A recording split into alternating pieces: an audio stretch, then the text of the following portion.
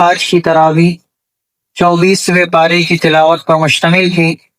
بسم اللہ الرحمن الرحیم۔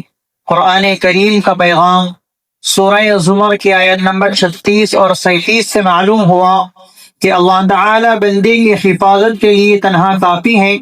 جب رسول اللہ صلی اللہ علیہ وسلم مشرکین کو توحید کی دعوت دیتے اور ان کے سامنے بتوں کی مذمت و بے بسی کا تذکرہ کرتے تو وہ جواب میں کہتے، ہمارے بتوں کو برا بھلا نہ کہو ورنہ وہ تم کو پاگل کر دیں گے۔ اللہ تعالی نے اس کا جواب دیا کہ وہ اپنے بندے کی حفاظت کے لیے تنہا کافی ہے، دنیا کی کوئی طاقت اس کا کچھ نہیں بگاڑ سکتی۔ خوب سن لو، ہدایت کے بدلے گمراہی اختیار کرنا تمہاری تباہی کی علامت ہے، ایک دن وہ تمہیں ضرور سزا دے گا۔ اللہ تعالی گمراہی سے ہماری حفاظت فرمائے اور سیدھے راستے پر چلنے کی توفیق عطا فرمائے۔ سورہ مومن کی آیت نمبر 7 اور 8 سے پتہ چلا کہ فرشتے ایمان والوں کے لیے دعا کرتے ہیں۔ عرش اٹھانے والے فرشتے اہل ایمان، ان کے والدین اور بیوی بچوں کے لیے دعا کرتے ہیں کہ اے ہمارے رب، انہیں ہمیشہ رہنے والی ان جنتوں میں داخل فرما جس کا تو نے ان سے وعدہ کیا ہے، اور ان کے ماں باپ نیک و صالحہ بیوی کو بھی جنت عطا فرما۔ اے اللہ، تو بڑی قوت و طاقت اور حکمت کا مالک ہے۔ اللہ تعالی ہمیں بھی نیک اعمال کرنے کی توفیق عطا فرمائے اور فرشتوں کی ان دعاؤں میں شامل فرما کر جنت کی تمام نعمتوں سے فیض اٹھانے کی توفیق عطا فرمائے۔ سورہ حامیم سجدہ کی آیت نمبر 9 اور 10 میں یہ تعلیم دی گئی کہ انسان کو وقار و اطمینان سے کام کرنا چاہیے۔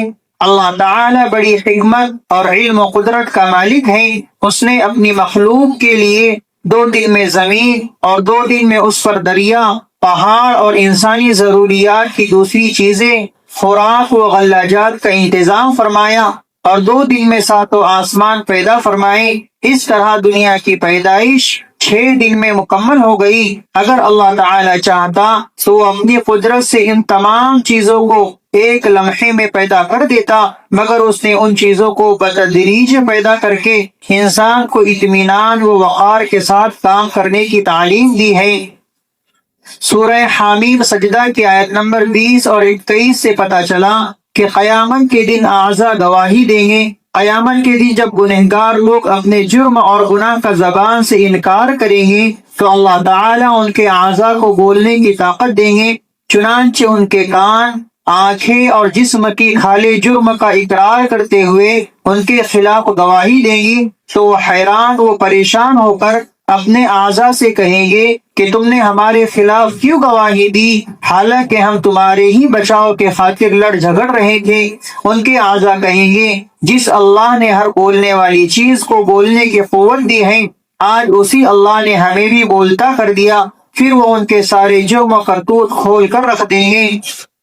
اس وقت گنہگار پچھتائیں گے، لیکن اس وقت کا پچھتانا کچھ کام نہ آئے گا۔